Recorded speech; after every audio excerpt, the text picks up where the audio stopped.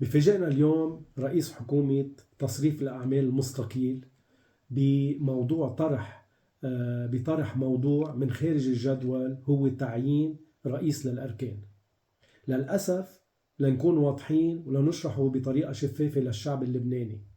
يلي قام فيه اليوم هو بدور إلغاء صلاحيات وزير الدفاع، يعني راح لتعيين رئيس أركان يلي مولج بطرح اسمه هو وزير الدفاع، ألغى هذا الدور لوزير الدفاع وأصدر قرار بتعيين رئيس أركان بطريقة غير دستورية وغير قانونية كليا.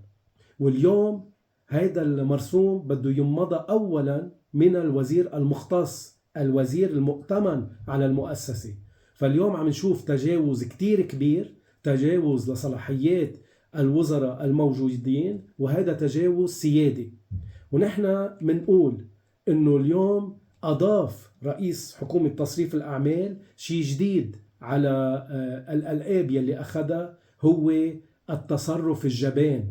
اليوم طرحت موضوع من خارج الجدول يلي هو من صلاحية رئيس الجمهورية بطرح هذه الأمور من خارج الجدول، أو من صلاحية رئيس الحكومة باستشارة رئيس الجمهورية لطرح هيك مواضيع. هذا التصرف الجبان وهذا التصرف شبيه بخفافيش الليل، أعمال خفافيش الليل وسرقة الأمور وسرقة والتعدي على الأمور الدستورية وكأنه بالخلسة.